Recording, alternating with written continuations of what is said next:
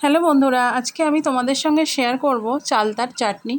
যেহেতু আমাদের চালতার গাছ আছে, তো চালতা আমরা এরকমভাবেই চাটনি করি। দেখো, তেলের মধ্যে একটু সর্ষে আর একটু শুকনো লঙ্কা ফোড়ন দিয়ে দিয়েছি।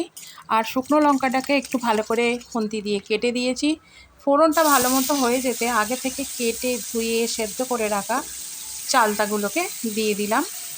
আর চালতার চাটনি যে কোনো মরশুমেই খাওয়া যায়, সারা বছরই থাকে আমাদের গাছে।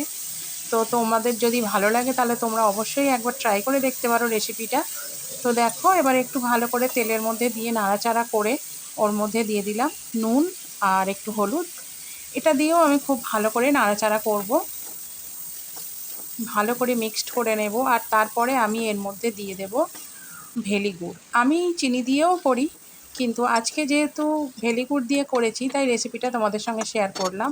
তো দেখো, নাড়তে নাড়তে গুড়গুলো পুরো গলে গেছে, একটু জল ছেড়ে দিয়েছে। এবারে এটা ভালো মতো ফুটে গেলে রেডি হয়ে যাবে আমাদের চালতার চাটনি।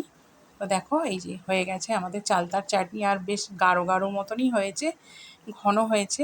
তো এটা যদি ভালো লেগে থাকে তাহলে অবশ্যই একটা করে লাইক, শেয়ার, কমেন্ট করে দিও।